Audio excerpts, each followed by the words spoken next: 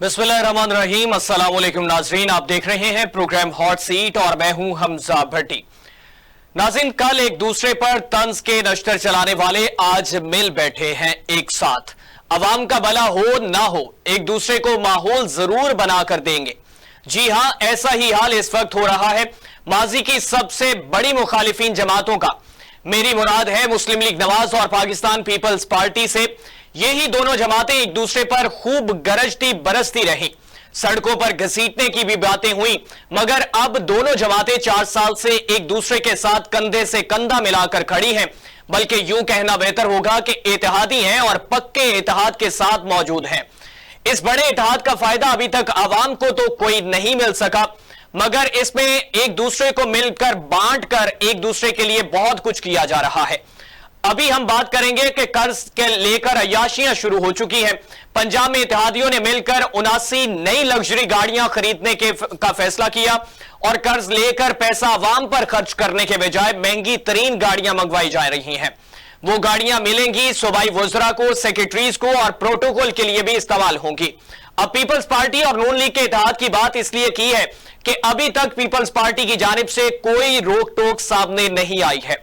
दीगर जमातें कहती हैं कि नून लीग और पीपल्स पार्टी अपने मफाद के लिए एक साथ हैं, जबकि नून लीग और पीपल्स पार्टी कहती हैं कि मफाद तो हमें इस अवाम का अजीज है।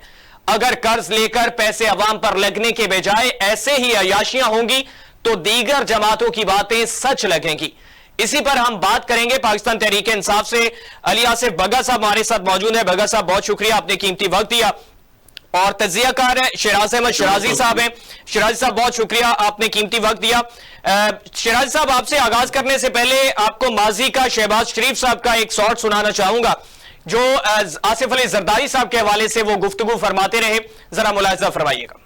इंतखाबात के बाद इस जरदारी को लाड़ करना, कराची, पिशावर और लाहौर की सड़कों पे ना घसीटा तो मेरे नाम से वास्ते, ना घसीटा तो मेरे नाम से वास्ते।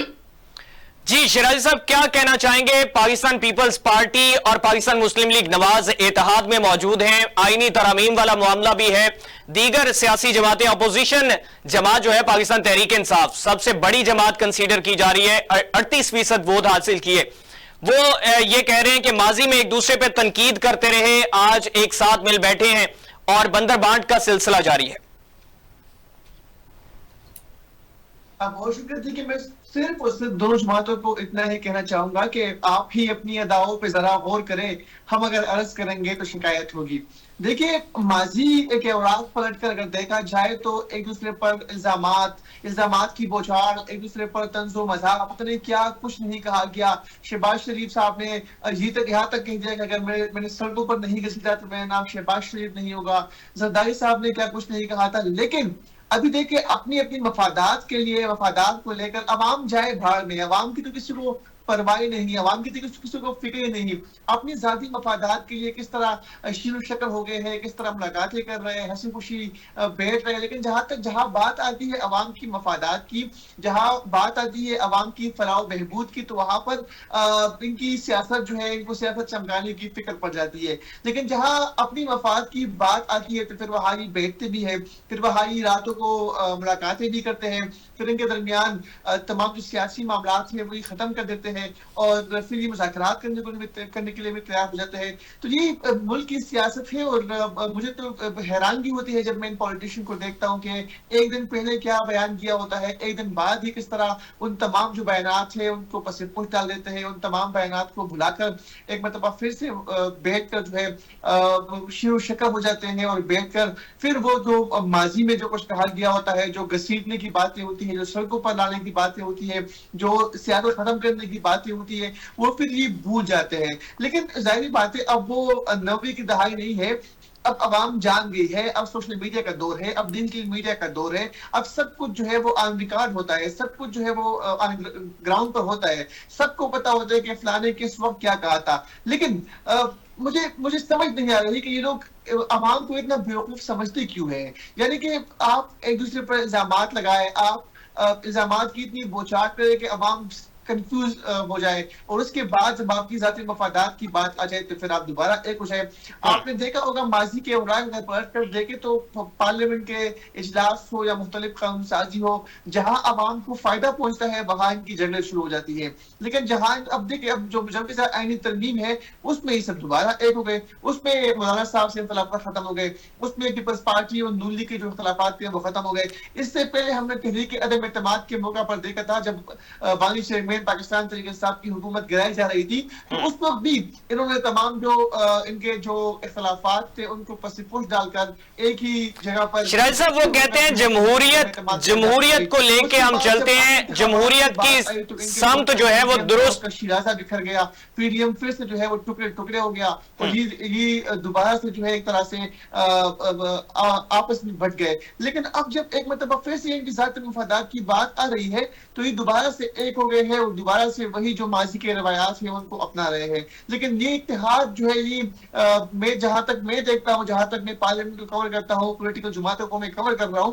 तो मुझे नहीं लगता कि ये जो इत्तेहाद है ज्यादा देर इनका चल सकता है। ये कुछ ही दिन का जो है इनका इत्तेहाद मेहमान है और कुछ ही दिनों बाद ही दोबारा एक दूसरे पर उसी तरह तनकीद के रस्ते बरसाएंगे और एक दफा फिर से इसी तरह जो गालियां होती है, जो घसीटने की बातें होती है वो दोबारा करेंगे। अच्छा शिराजी साहब, वो लोग कहते हैं कि जमहूरियत का असूल है, सियासी जमातें जमहूरियत की समत को दुरुस्त जानिब लेकर चलते हुए ये तमाम तर असूलों को अपनाते हैं और पॉलिटिकल डायलॉग के जरिए ये मामलात को सॉर्ट आउट करते हैं। हाँ, देखिए अगर जमहूरियत ये है कि आप एक दूसरे को गालियां दें, अगर जमहूरियत ये है कि आप जाती मफादात के लिए काम करें, अगर जमहूरियत ये है कि आप माजी के रवायात को भूलें, अगर जमहूरियत ये है कि आप सियासी इख्तिलाफात में हर हद जो है वो पार करें, अगर जमहूरियत ये है कि आप सियासत में इतना आगे जाए कि फिर आपके लिए और आपके जो सपोर्टर हैं उनको पीछे आने के रास्ता ना हो, तो मैं तो समझता हूँ कि इस जमहूरियत से फिर जमहूरियत ना होना ही बेहतर है। ये जमहूरियत नहीं बल्कि इनकी जाती मफादात है और अपना पेट भरने के लिए सब कुछ कर रहे हैं और बदकिस्मती से इनको इसको जो है जमहूरियत का नाम देकर जमहूरियत को जो है बदनाम कर रहे हैं। जमहूरियत के लिए कभी भी ये लोग इकट्ठे नहीं हुए। आप मुझे बताएं कि कौन सा ऐसा अमल आज तक इन्होंने जमहूरियत को बचाने के लिए किया है? आज तक आईनी अदालत का कयाम करने जा रहे हैं, वो कह रहे हैं कि जो दीगर ज़ेरे इल्तवा केसेस हैं वो सॉर्ट आउट हो सकेंगे, अवाम को रिलीफ मिलेगा। देखिए एक पॉलिटिकल पार्टी को तबाह बर्बाद करने के लिए जो है ये रातों को अदालत लगा देते हैं। एक पॉलिटिकल पार्टी के लीडरशिप को घर भेजने के लिए इतवार की रात को ये अदालत लगा देते हैं। लेकिन इस वक्त सुप्रीम कोर्ट में, हाई कोर्ट में हजारों की तादाद में केसेस पेंडिंग है। क्या आज तक किसी पॉलिटिशियन ने उस पर बात की? क्या आज तक किसी पॉलिटिशियन ने, किसी सियासतदान ने बात की कि जो आम गरीब अवाम की केसेस सुप्रीम कोर्ट में, हाई कोर्ट में और लोअर कोर्ट में पेंडिंग है उनको कौन देखेगा? इनको बड़ा जो है वो आईनी अदालत की कयाम की फिक्र है। जो इस मुल्क में लोअर कोर्ट से, जो हाई कोर्ट से, जो सुप्रीम कोर्ट है, उनके कितने केसेस पेंडिंग है? क्या आज तक किसी सियासतदान ने उस पर बात की? मैं आपको जाती बटराम का एक बंदा था, उसका केस लगा हुआ था 19 साल पहले, 19 साल बाद उनको इंसाफ मिला और वो फोत हो गया था। ये तो हमारे जो है आईनी सिस्टम का ये काम है। देखिए जुल्फिकार जी भुट्टो जो है वो गो के पीपल्स पार्टी वाले कहते हैं कि भी जिंदा है लेकिन बजाय तो वो शहीद मर चुके हैं, वो इस दुनिया में नहीं है, उसको मरने के बाद अभी इंसाफ दिया जा रहा है। ये तो आपकी अदालत इंसान का सिस्टम है। इसमें आप आईनी अदालतें कायम करेंगे तो ये सब जो है टोपी ड्रामा है। और मैं समझता हूँ कि जहां जाती मफादात की बात हो, देखे नून लीग को देखे, जब हुकूमत पीपल्स पार्टी की थी तो नून लीग एस्टेब्लिशमेंट पर जो है तनकीद करती थी। जब इनको हुकूमत दी गई तो ये बड़े एस्टेब्लिशमेंट की खरीब हो गए। उसके बाद हमने पीटीआई के भी इस सूरत हाल देखा। तो ये जाती मफादात के लिए एस्टेब्लिशमेंट के पैरों में भी बैठते हैं, जाती मफादात के लिए आपसी रंजिश को, आपसी इख्तिलाफात को भी बुला लेते हैं। हुकूमत के लिए, कुर्सी के लिए कुछ भी करने को तैयार होते हैं ये पॉलिटिशियन। इन्होंने मुल्क का बेड़ा गर्क कर दिया, इन्होंने आइन का बेड़ा गर्क कर दिया, इन्होंने जमहूरियत का सत्यानाश कर दिया, इन्होंने इस मुल्क के मुकद्दस ऐवान पर हमले करवाए। ये सब कुछ इनके इमा पर ही तो हो रहा है। ये कौन सी जमहूरियत की बात करते हैं? ये कौन सी सियासत की बात करते हैं? ये कौन सी जो है शिराज साहब, बग्गा साहब से डर तो नहीं रहे आप? पीटीआई ने भी ऐसे मामलात किए हैं। माजी में देखा जाए 9 मई का इल्जाम पाकिस्तान तहरीक इंसाफ पे आता है, कहते हैं सरकारी इमारतों को जो है वो नजर आतिश किया गया, रोड ब्लॉक की गई, दहशतगर्दी के वाकयात होते हैं। पीटीआई भी ये करती रही है, वो कहते हैं। मैंने तो पीटीआई का नाम भी लिया, मैंने तो आपको ये भी कहा कि पीटीआई भी एस्टेब्लिशमेंट के करीब रही, इसमें शामिल है। पीटीआई ने भी एस्टेब्लिशमेंट, हाँ मैं तो सबकी बात कर रहा हूँ, मैं तो बात कर रहा हूँ, पीटीआई ने भी हुकूमत में आने के लिए एस्टेब्लिशमेंट के फाव पकड़े थे, पीटीआई ने भी हुकूमत में आने के लिए क्या कुछ नहीं कहता। जो जिन लोगों को पीटीआई वाले अपना हीरो मानते हैं आज उन्हीं पर तनकीद करते हैं। हुकूमत में आने के लिए पीटीआई ने भी तो यही रास्ता अपनाया था। मैं ये समझता हूँ कि 2018 में अगर बानी चेयरमैन पाकिस्तान तहरीक इंसाफ एस्टेब्लिशमेंट की पाँव नहीं पकड़ते तो 2023 में वो आलमी लीडर होते और बहुत बड़ी लीडर होते। लेकिन माजी में पीटीआई ने भी वही कुछ किया, वही रिवायती सियासत की जिनका आज वो खुलासा भुगत रहे हैं और आज वो खुद मान रहे हैं। आज बानी चेयरमैन से लेकर पाकिस्तान तहरीक इंसाफ की जो दो ख्याल थे, सब ये मानते हैं कि उन्होंने माजी में एस्टेब्लिशमेंट का सहारा लेकर गलती की थी, और मैं भी ये समझता हूँ कि बहुत बड़ी गलती थी।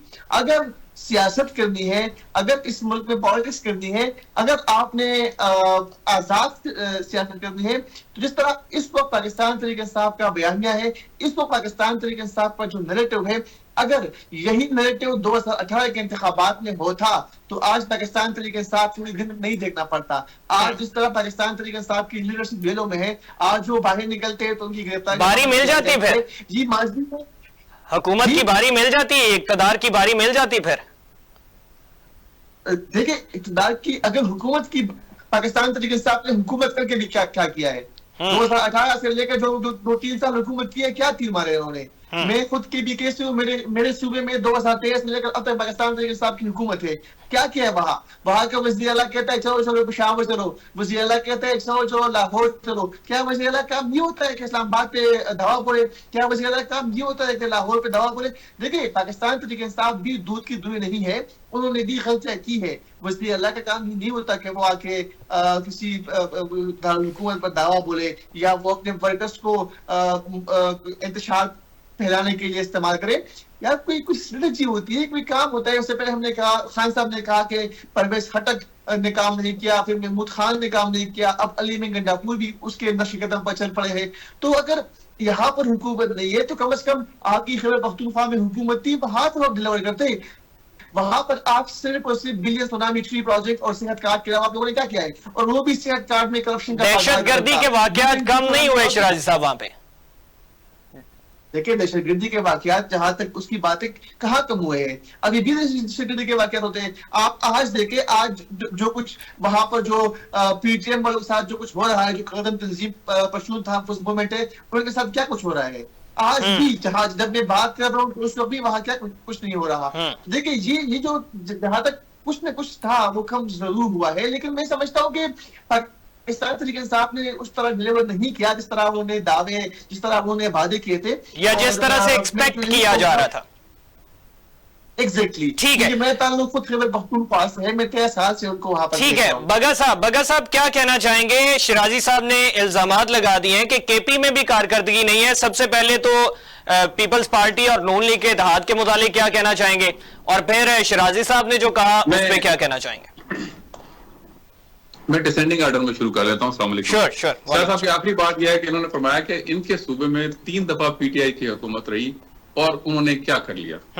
शाहिद साहब अपने ही सूबे को अंडर एस्टिमेट कर रहे हैं। केपीके की एक तारीख रही है कि उन्होंने कभी किसी एक गवर्नमेंट को नॉन परफॉर्मेंस के बाद दूसरा मौका नहीं दिया। केपीके की हुकूमत ने, क्योंकि अवाम ने मोर देन 95% मेजोरिटी के साथ पीटीआई को तीसरी बार इलेक्ट किया है। अब शिराजी साहब को चाहिए कि अपने सूबे के अवाम से कंसल्ट करें कि वो 90-95% अवाम पीटीआई को जो कॉन्सेंट अप्रूव कर रहे हैं वो ठीक कह रहे हैं या शिराजी साहब कह रहे हैं। मैं इससे ज्यादा कमेंट। बगा साहब, सॉरी फॉर इंटरप्शन, पंजाब को भी फिर एडमिट कर लीजिए कि मरियम नवाज साहबा को पंजाब के लोगों ने इलेक्ट कर लिया। नहीं, हम बात हो रही थी 3 दफा मुसलसल इक़्तिदार देने की। जी कंटिन्यू। ठीक है, तो मैंने इनको बताया कि केपी की अवाम, पंजाब में तो रेपुटेशन होती रही ना, केपी की अवाम ने कभी दूसरा मौका नहीं दिया। जब उन्होंने देखा कि कोई भी गवर्नमेंट डिलीवर नहीं कर रही है प्रोविंशियल, उन्होंने अगली दफा उसको उठा के बाहर फेंक दिया। This is for the 3rd consecutive term. आप किसी भी फोरम पे कितनी दफा में दोबारा उसकी रिकाउंटिंग करवा लें, उसकी तहकीकात करवा लें, ये अवाम का मैंडेट है, विच इज चले मैं 95% नहीं कहता, मोर देन 90% मैंडेट है जो उन्होंने पीटीआई को दिया, थर्ड टाइम कंसेक्यूटिव। किसी को शक है दोबारा इलेक्शन करवा ले, वो 10% भी फारिग हो जाएगा। पीपल्स पार्टी सिंध में सर कई बरसरे इक़्तिदार है सर, आगे चलते हैं ना। जी।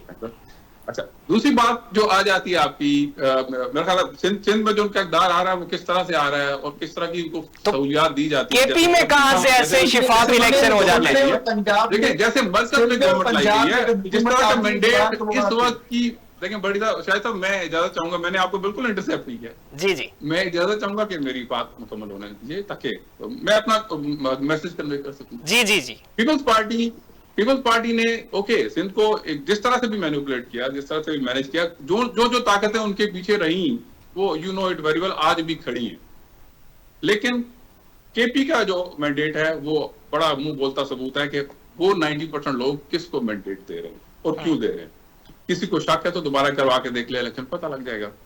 अच्छा, अब हम आ जाते हैं इनका जो गठजोड़ है, पीपल्स पार्टी और नून लीग का गठजोड़, इसकी पुरानी तारीख है। खास तौर पे इसने एक नई जहत इख्तियार की जब परवेज मुशर्रफ दौर में, आपको पता कि एनआरओ साइन हुआ इन दोनों पार्टीज का, और भी पार्टीज थी उसमें।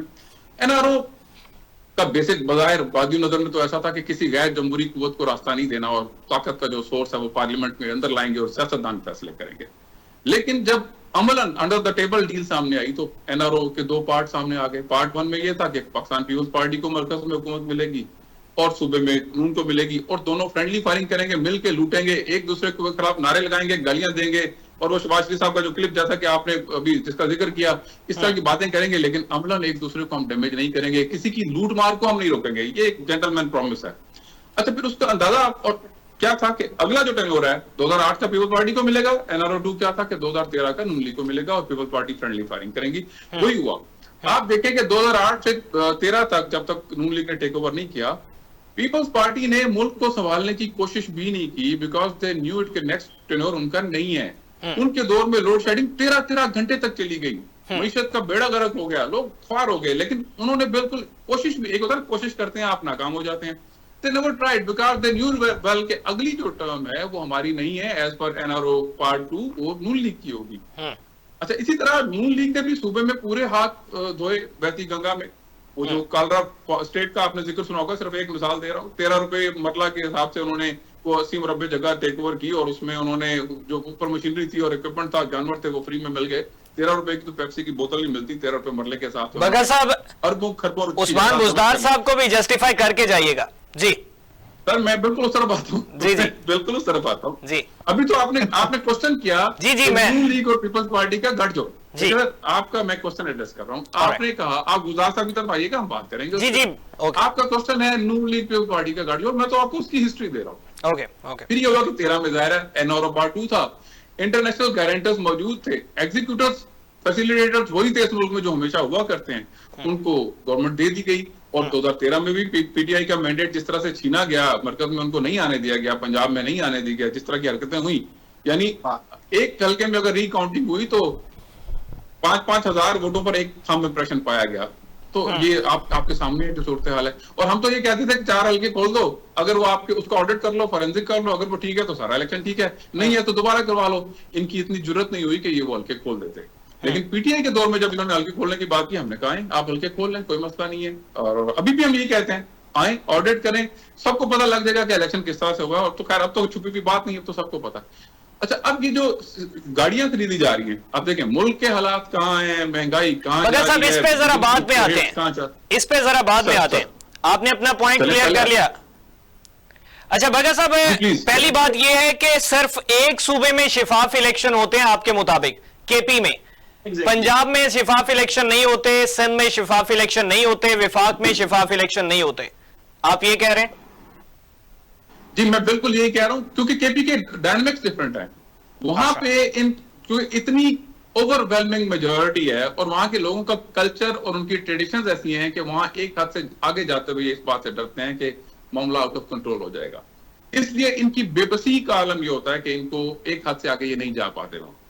बाकी प्रोविंसेस में चूंकि डायनामिक्स डिफरेंट हैं, ट्रेडिशंस डिफरेंट हैं, वैल्यूज डिफरेंट हैं, वहां इनका बस ज्यादा अच्छा चल जाता है और ये बड़े अच्छे तरीके से डरा धमका कर उठा कर, आप देखें, मैं उस तरफ जाना नहीं चाहता कि जिस तरह से टॉर्चर किया गया पीटीआई के कैंडिडेट्स को, उनकी फैमिलीज को उठाया गया, जो किया गया अभी ये कुछ छुपा हुआ बात नहीं है, ओपन सीक्रेट है।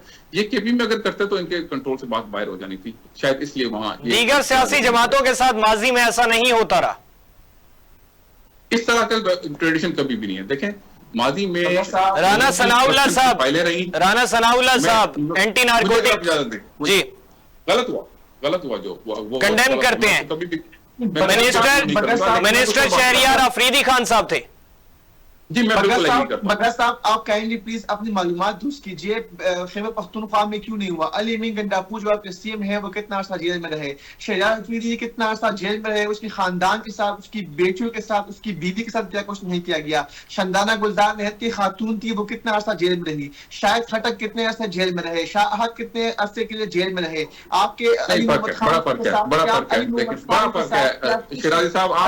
खान के साथ क्या कुछ नहीं किया गया।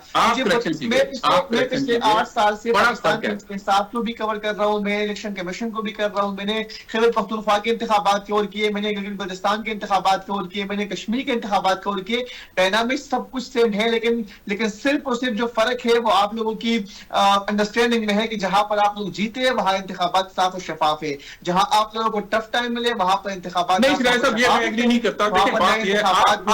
ये चैलेंज कर रहे हैं, हम ये चैलेंज कर रहे हैं कि आप आए, आपको केपी के इलेक्शन के अंदर ऑब्जेक्शन है, आप दोबारा इलेक्शन करवाएं। अपना देखिए आप किसी की बात काटते बोलते जाएंगे और इससे आप ये समझते हैं कि आपका मौका बड़ा वैलिड है। सिराज साहब आपको दूसरे की बात सुनना होगी और खबर से तामुल। जी बगा साहब, जी बगा साहब, अनइंटरप्टेड आपकी बात सुनी है।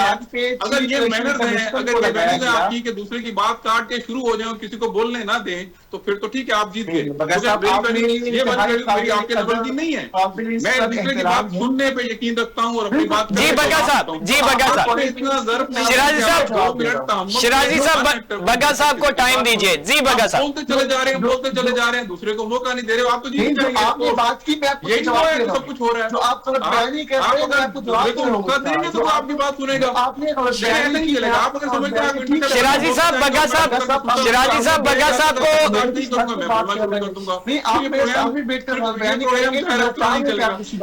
शिराजी साहब बगा साहब को जरा बगा साहब को बोलने का मौका दें। शिराजी साहब बगा साहब को बोलने का मौका दें। पढ़े लिखे जर्नलिस्ट लगते हैं। जी जी बड़े एक पढ़ा लिखा आदमी बात कर रहा है। जी बगा साहब जैसा कम पढ़ा लिखा जब बात करेगा तो वो सर प्लीज बगा साहब अच्छा पैसा बड़ी साहब इनको बोलने दीजिए जब इनका अच्छा नाज़रीन यहाँ पे एक शॉर्ट ब्रेक लेते हैं, ब्रेक के बाद वापस आते हैं। तो जो पाकिस्तान मुस्लिम लीग नवाज और पाकिस्तान पीपल्स पार्टी और दीगर इत्तेहादी जमातों की जानिब से हुकूमत पंजाब में भी सूबाई वज़रा पार्लिमानी सेक्रेटरीज के लिए 79 नई लग्जरी गाड़ियां खरीदने का मंसूबा बनाया है, जिसकी लागत 61 करोड़ 24 लाख 75 हजार रुपए है। और दीगर भी इसमें जो है प्रोटोकॉल, जिसमें शंघाई तावन तंजीम जो है उसके लिए भी गाड़ियां जो है वो खरीदने का कहा गया है। ब्रेक के बाद वापस आते हैं, हमारे साथ रहिएगा।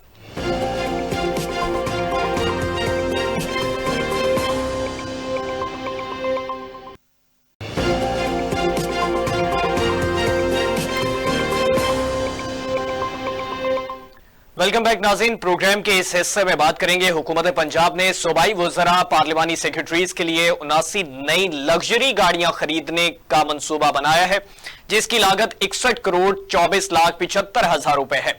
वज़ारत खारिजा ने हुकूमत पंजाब से दरखास्त की है कि 15 VVIPs को गाड़ियां फराहम की जाएं, जिसमें 12 वज़रा आज़म के लिए बुलेट प्रूफ गाड़ियां भी शामिल हैं, जो 15 अक्टूबर से इस्लामाबाद में शुरू होने वाले शंघाई तावन तंजीम के 2 रोजा इजलास में शिरकत के लिए आ रहे हैं। एडिशनल चीफ सेक्रेटरी पंजाब ने काबीना कमेटी की बराए खजाना और तरक्की को लग्जरी गाड़ियां के साथ service and general administration department के ट्रांसपोर्ट पोल को मजबूत बनाने के लिए मंसूबे के साथ गाड़ियों की जरूरत के बारे में ब्रीफिंग दी। इसमें SNGAD के सीनियर हुकाम का कहना था कि निगरान हुकूमत समेत सूबे में हर नई हुकूमत ने सूबाई वज़रा, पार्लिमानी सेक्रेटरीज, जजेस और दीगर सीनियर ओहदेदारों के लिए लग्जरी गाड़ियां खरीदी थी। मौजूदा हुकूमत की मंजूरी के बाद महकमे खजाना 61 करोड़ 24 लाख 75 हजार रुपए जो है वो देगी इसमें। और एडिशनल चीफ सेक्रेटरी ने कमेटी को आगाह किया कि हुकूमत ने अगस्त में 29 पार्लिमानी सेक्रेटरीज की तकर्री की थी, जिनके लिए SNGAD लग्जरी गाड़ियां तलाश कर रही हैं। अब तक ट्रांसपोर्ट विंग ने 20 पार्लिमानी सेक्रेटरीज को SNGAD के ट्रांसपोर्ट पोल से कई गाड़ियां फराहम की हैं और इसमें ACS ने कहा कि हुकूमत को बाकी पार्लिमानी सेक्रेटरीज के लिए मजीद 9 नई सरकारी गाड़ियां खरीदने की जरूरत है। हमारे साथ पाकिस्तान तहरीक इंसाफ से बग्गा साहब मौजूद हैं और हमारे साथ शिराजी साहब मौजूद हैं। जी बग्गा साहब, अब आप बात करिए, आप अपना मौकिफ पेश करिए, क्या कहना चाह रहे थे? अच्छा, ये कोई नई बात नहीं है। इन लोगों की हमेशा प्रायोरिटीज यही रही कि, और एक और बात भी आपको बताता चलूं कि इनको जो गवर्नमेंट दी गई है बड़ी महदूद गवर्नमेंट दी गई है। पीछे गवर्नमेंट असल जो लोग कर रहे हैं, जिनका इख्तियार है, वो तो पर्दानशी, अब पर्दानशी को के रहे नहीं है, सबको पता है कि वो कौन लोग हैं। इनको इख्तियार सिर्फ इतना दिया गया है कि अपनी हद तक लूट मार कर लें, अपनी ऐशियां कर लें। कोई सीरियस एक्शन जो इनको दिया गया वो ये करने के मूड में नहीं है और बाकी इख्तियारात इनको दिए नहीं गए। इसमें आप सिंपल एक स्टेटमेंट देख लें कि बेचारे इतने बेबस हैं कि कोई एक मिनिस्टर भी अपनी मर्जी से ये डिप्यूट नहीं कर सकते हैं। और बेबसी का आलम यह है कि राना सनाउल्लाह साहब ने ऑन एयर इस बात को एक्सेप्ट किया कि जी जो इंटीरियर मिनिस्टर आए हैं उन्होंने ख्वाहिश ही इंटीरियर मिनिस्ट्री की शुक्र करें उन्होंने वजारत उज़्मा नहीं मांगी, वरना उन्हें वजारत उज़्मा दे दी गई होती। और ये इससे आप इस गवर्नमेंट के इख्तियार का अंदाजा लगा लें, इनकी गैरत का और उम्मीद का अंदाजा लगा लें कि इन्होंने किन शराइत पे गवर्नमेंट ले ली और उसको लेके चल रहे हैं डिटाई से और प्रेशर से। So that's how it is. अच्छा, अब ये जो करप्शन की बात, जो गाड़ियां लूट मारा है, ये इनका असल मकसद गवर्नमेंट में आने का है ही ये कि अयाशियां करें, लूटमार करें, नेपोटिज्म करें, जब तक इक़्तिदार में है मजे लूटें और जब उस दौरान जितना पैसा मुल्क से बाहर भेज सकते हैं भेजें, वहां अपनी एम्पायर कायम करें और वहां जाके अयाशियां करें। और यही वो करते हैं। जब वो हुकूमत में होते हैं तो मुल्क के अंदर होते हैं, हुकूमत से बाहर होते हैं तो मुल्क से बाहर होते हैं और उनके वहां के जो लाइफ स्टाइल है वो आप अच्छी तरह से जानते हैं। हमारा आप देख लेंगे आज तक PTI खान साहब जेल में है, जेल से पहले भी पाकिस्तान में रहे, हुकूमत से निकाले जाने के बाद कभी उन्होंने ना अपने इलाज के बहाने किसी भी तरह बाहर जाने की कोशिश की। वो आज भी डटे हुए हैं, किसी डील के लिए वो कन्विंस्ड नहीं है। और उनके हुकूमत से निकाले जाने का बायस भी यही था कि उन्होंने डील करने की कोशिश नहीं की, उन्होंने प्रेशर लेने की कोशिश नहीं की, उन्होंने नो कहा। अगर जो यसमैन बने रहते तो वो तो उनकी हुकूमत बड़े मजे से चलती रहती। बग्गा साहब, शहजाद अकबर साहब कहां पे हैं, फराह गोगी साहबा कहां पे हैं और उस्मान बुज़दार साहब कहां पे हैं? जिसने करप्शन की इसमें उसको उसका हिसाब देना चाहिए। कहां पर है? इसमें तो एडिशन करेगा शहबाज। जिसने करप्शन की उसको उसका हिसाब देना चाहिए, देना होगा। मैं बिल्कुल क्लियर कहता हूँ, जिसने करप्शन। अब मुझे बताएं कि जिस तरह के ये अयशियां हो रही हैं, जिस तरह की गाड़ियां, जिस तरह के फ्लीट सब आ रहे हैं, ये अब इसको हम क्या कहेंगे? जब लोग भूखे मर रहे हैं, लोगों के पास बिजली का बिल देने के पैसे नहीं है। मिशाल साहबा का जिक्र करना चाहूंगा KP से, विड्रॉ कर रहे हैं। मिशाल साहबा का जिक्र करना चाहूंगा KP से। उसका जिक्र ना करें, वो बुशरा बीबी के कंधे पर सर रख कर पूरी पार्टी चला रही है। उसका जिक्र ना करें, बुरा मानते हैं। फिर चले ये गाड़ी की जहां तक बात है, काबीना की मंजूरी के बाद उसके लग्जरी गाड़ी खरीद रहे थे। काबीना ने बाकायदा मंजूरी दी थी, नोटिफिकेशन फिर दोबारा कैंसिल किया गया जब वो दोबारा से चीजें जो है वो मंजरेआम पर कैंसिल कर दिया गया ना। अब आप ये फ्लीट आ रहे थे, कैंसिल करवा के देखे ना सर। वो नोटिफिकेशन जो ही बात हाईलाइट हुई कैंसिल कर दिया गया ना, जी पकड़ी गई, रोक दिया गया ना। ये जो फ्लीट अभी आ रहा है, आप अगर आप हिम्मत है सिराजी साहब को रिपोर्ट कर सकते हैं, रुकवा के दिखाए ना। वो तो शुक्र है कि हमारी, देखिए दुनिया का हमारी पुलिस नहीं है जहां करप्शन जीरो है। अच्छा शिराजी साहब जरा बग्गा साहब को उसको रोक दिया जाता है। शिराजी साहब जरा बग्गा साहब को कंप्लीट कर लेना है, फिर आप नहीं शिराजी साहब आपको टाइम जरूर देता हूँ। पंजाब में जो फीट अप्रूव हुआ है, अगर आप रिपोर्ट कर दें, हाईलाइट हो, रुक जाए तो मैं आपको मान लूंगा। शिराजी साहब बग्गा साहब को कंप्लीट करने दें, आपकी तरफ आता हूं। जी बग्गा साहब। स्टेट स्पॉन्सरशिप के साथ करप्शन करना, ये बेसिकली जो करप्शन ये लोग करते हैं, it's a state sponsored corruption. कि जाओ बच्चों अपना खाओ, हमारा ले आओ, या हमारा पहले दे जाओ और जाके लूटो। अब आपने खुद इस बात को तस्लीम किया कि जब वो बात हाईलाइट हुई KP में तो कैंसिल कर दिया गया, उसको रोक दिया गया, बिकॉज वो स्टेट स्पॉन्सर्ड नहीं थी। इधर पंजाब में हाईलाइट हो गया ना, आप रोक के दिखाए ना। अगर ये नोटिफिकेशन आप विड्रॉ कर लेते हैं तो हम मानेंगे ये स्टेट स्पॉन्सर्ड नहीं है, अदरवाइज आपको मानना पड़ेगा कि स्टेट स्पॉन्सर्ड है। This is the difference. Corruption की कोशिश लोग करते हैं, लेकिन उनको उसमें मुआवनत कौन कर रहा है और उनको कितनी फ्रिक्शन का सामना करना पड़ रहा है, कहां से रेजिस्टेंस आ रही है, ये चीज बताती है कि कोई गवर्नमेंट कैसे ऑपरेट कर रही है। अच्छा, वन मोर थिंग बग्गा साहब, माजी में हमने शहबाज साहब के हवाले से सुनवाया कि वो जरदारी साहब को क्या कहते हैं। बानी चेयरमैन जो है उनकी जानिब से परवेज जिलाई साहब को डाकू कहा गया और वजीर आला पंजाब भी लगा दिया गया, सदर भी मुंतखब किया गया इसमें, तो उस पे क्या नुक्ता नजर होगा आपका? देखिए इट्स सिंपल, एक बंदा एक ट्रैक पे चल रहा है, वो कभी भी अपना ट्रैक चेंज कर सकता है, वो बेहतरी की तरफ आ सकता है, और जब वो एक अच्छा काम करना चाहता है तो उसको अच्छे काम करने की इजाजत मिल जानी चाहिए। तो हम कंसीडर कर सकते हैं कि जरदारी साहब या नवाज के लिए हम कंसीडर कर सकते हैं जरदारी साहब और नवाज शरीफ साहब सही समत में आ चुके हैं।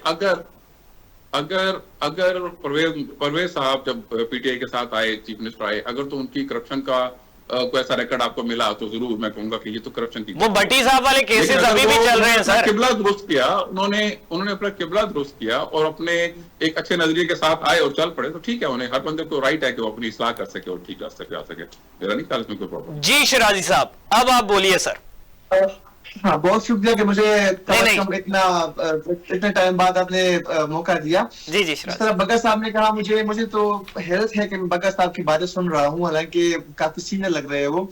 सबसे पहली बात तो उन्होंने की कि पाकिस्तान तहरीक इंसाफ वाले बाहर नहीं जाएंगे, जो उन्होंने चोरी की है, जो उन्होंने डाका डाला है। आप मुझे पता है शहबाज गिल कहाँ पर है, मेरा बहुत अच्छा दोस्त है।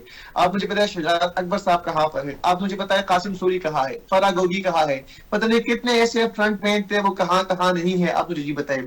दूसरी बात है उन्हें ठीक है, जब मिसाल साहिबा के लिए गाड़ी की खरीदारी हो रही थी तो जब पता चला तो रुकवाई गई। आप मुझे ये बताइए, वो नोटिफिकेशन बाकायदा काबीना में आया था, काबीना से अप्रूव हुआ था, उसके बाद हमारी कुलीग है नजर सबूई साहिबा, वहाँ पिशावर से रिपोर्टिंग करती है, बड़ी दबंग रिपोर्टर है, उनको मैसेजेस भी आए कोई। उन्होंने जब खबर ब्रेक की तो उसके बाद मिसाल साहिबा ने उनके, हालांकि उसने कुछ कहा भी नहीं था, सिर्फ कंफर्मेशन के लिए मैसेज किया था। और हम सहाफियों का ये फर्ज होता है, ये राइट होता है कि जब हम किसी के बारे में खबर देते हैं तो कम से कम उस पे एक मरतबा उसका मौकफ जरूर लेते हैं। तो मौकफ के लिए मैसेज किया गया था और उस मैसेज को इस तरह मिसाल की तरह, मिसाल मेरी दोस्त है, मेरी बहुत अच्छी दोस्त है, हम साथ ही होते हैं, इस्लामाबाद के पेशों पे आती है। तो उन्होंने उस मैसेज को इस तरह पोर्ट्रे किया कि ये मुझसे पैसे मांग रही है, इस तरह का उनका तकाजा किया, हालांकि उस स्क्रीनशॉट में ऐसा कुछ भी नहीं था। वो तो शुक्र है कि वो खबर बाहर आई, वरना आज तो आप लोग माशाल्लाह मिसाल जिसी खातून के लिए भी। शिराजी साहब, उन्होंने ये भी कहा था कि आप खबर चलवा के दिखाएं जरा मुझे कैसे चलवाती हैं। एग्जैक्टली बिल्कुल। दूसरी बात, बग्गा साहब आप लाहौर में बैठे हैं, आपको खैबर पख्तूनख्वा कहाँ पता? मेरा आबाई इलाका है, मैं वहाँ पैदा हुआ हूँ, मैं वहाँ पढ़ा हूँ, मैं वहाँ लिखा हूँ, वहाँ मेरा खानदान है। मुझे पता है कि वहाँ कितनी करप्शन है, मुझे पता है कि वहाँ तालीमी इदारों में कितनी करप्शन हो रही है, मुझे पता है कि वहाँ हॉस्पिटल में क्या हो रहा है, हेल्थ का निजाम किस तरह दरहम बरफ है, मुझे पता है कि वहाँ पटवारी क्या कुछ नहीं करते। बग्गा साहब, आपकी मालूमात की दुरुस्ती के लिए आपसे इल्तिमास है कि आप इस्लामाबाद आए, मैं आपको यहाँ से स्पेशल गाड़ी में बिठा के मैं आपको अपने साथ खैबर पख्तूनख्वा ले जाऊंगा, दोनों भाई साथ चले जाएंगे, ब्रिटिश साहब के साथ जाएंगे, और मैं आपको बकाया दिखा भी दूंगा, मैं आपको विद प्रूफ सब कुछ दिखा दूंगा कि इस वक्त खैबर पख्तूनख्वा में हो क्या रहा है। तो काइंडली बात करने से पहले आपसे मुअद्दबाना गुजारिश है, आपने तो मुझे अनपढ़ जाहिल कह दिया है, लेकिन आपसे मुअद्दबाना गुजारिश है कि आप थोड़ा सा रिसर्च जो है वो जरूर कर लें। दूसरी बात यह कि जो माजी की बयानात की बातें आपने की भट्टी साहब, खान साहब की जो न्यूट्रंस है उनको भी जरा देखिए। मौलाना फजल रहमान साहब को डीजल करार दे रहे थे, और अब आईनी तरमीम के हवाले से इस वक्त जो मैं बात कर रहा हूं, तो इस वक्त पाकिस्तान तहरीक इंसाफ का जो वक्त है, मौलाना फजल रहमान की रिहाइश गाह पहुंच चुका है, आईनी तरमीम के हवाले से बातचीत इस वक्त हो रही है। ठीक है, मौलाना फजल रहमान को डीजल पता नहीं क्या कुछ कहा गया था, उनके कदमों में आप बैठ गए। ठीक है, तो जैसे भट्टी साहब मैंने शुरू में कहा था कि न सिर्फ पीपल्स पार्टी, न सिर्फ मुस्लिम लीग नून, बल्कि पाकिस्तान तहरीक इंसाफ भी जो है किसी से कम नहीं है। उन्होंने भी माजी में इस तरह के बयान दिए थे और अब वो भी उससे मुकर रहे हैं। तीसरी अहम बात जो आपने की कि गाड़ियां खरीदी जा, देखिए पाकिस्तान तहरीक इंसाफ अगर जहां तक चोरी डकैती की बात है या फिर बानी सिरमैन की रिहाई की बात है, मुझे बताए 3 दिन पहले इस टॉपिक से हट के भी बात की जा सकती है। मैं कहता हूं कुछ पॉइंट अगर हम रहे क्वेश्चन से रेलेवेंट रहे तो ज्यादा बेहतर है, वरना तकरीर तो नहीं जा सकती है। मैं 1 घंटा बोल आपकी मालूमात के लिए ही आपकी बात कर, आप बहुत सारी चीजें गलत बोल रहे हैं ना। मैं चाहता हूँ मुझे साथ कुछ ऐसा मौका मिले कि मैं करेक्शन कर दूं। पहली बात तो आपने कभी गलत बयानी की कि मैंने आपको अनपढ़ जाहिल कहा, मैंने तो आपको आला तालीम याफ्ता कहा। अगर उसका मतलब अनपढ़ जाहिल आपकी डिक्शनरी में मैं तो नहीं जानता, आपको शायद उसका मतलब कुछ डिफरेंट होता।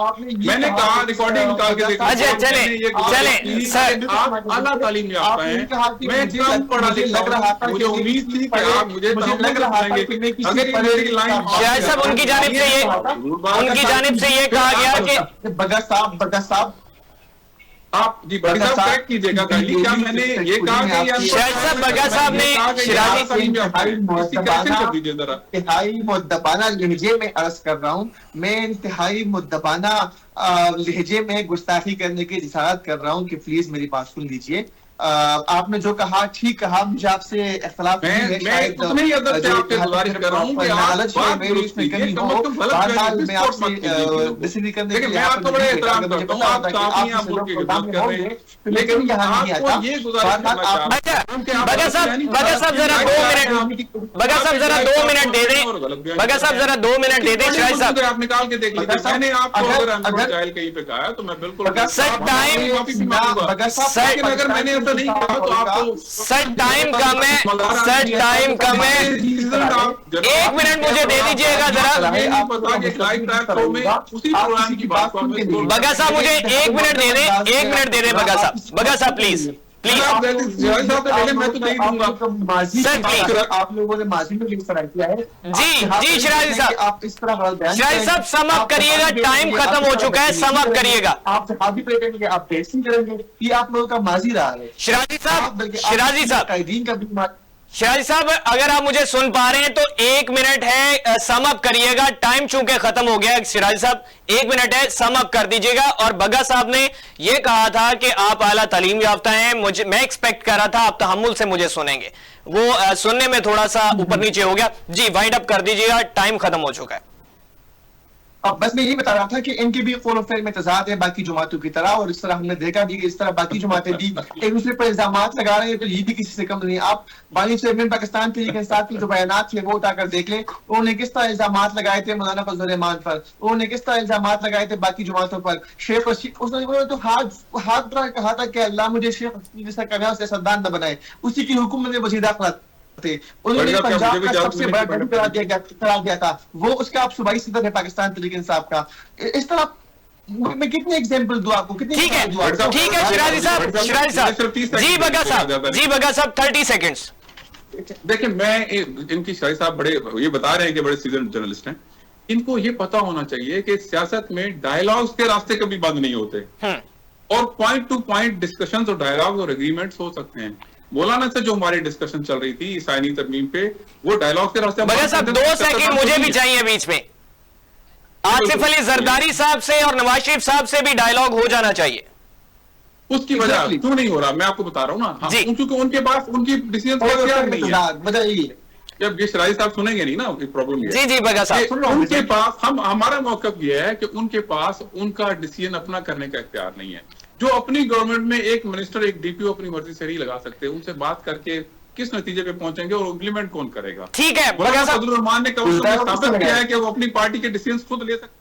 ठीक है बगा साहब, बहुत शुक्रिया, आपने कीमती वक्त दिया। अली आसिफ बगा साहब पाकिस्तान तहरीक इंसाफ से हमारे साथ मौजूद थे, और शिराज अहमद शिराजी साहब हमारे साथ मौजूद थे एज ए तज्जियाकार। आपने गुफ्तगू में लिहाजा फरमाई, माजी में तमाम सियासी जमातों की जानिब से बड़े बड़े दावे भी किए जाते रहे, और अपनी इक्तदार के जो हिस्से में हर सियासी जमात ने अवाम के बजाय पहले अपने वज़रा को नवाजने की कोशिश की, और अभी भी वही चलता हुआ नजर आ रहा है। माजी में अगर सियासी जमातें एक दूसरे को तनकीद करती हुई नजर आई, तो आज वो हाथ में हाथ पकड़े इस पाकिस्तान के अवाम को यह मिसाल बन के दिखा रहे हैं कि माजी में अगर हम तनकीद करते हैं तो हम दोस्त दिल से जरूर हैं, और हम जमहूरियत के नाम पे पाकिस्तान के अवाम को लूटते हुए नजर आएंगे। नाज़रीन आज के लिए इतना ही, अपने मेजबान हमजा भट्टी को इजाजत दीजिए, अल्लाह निगहबान।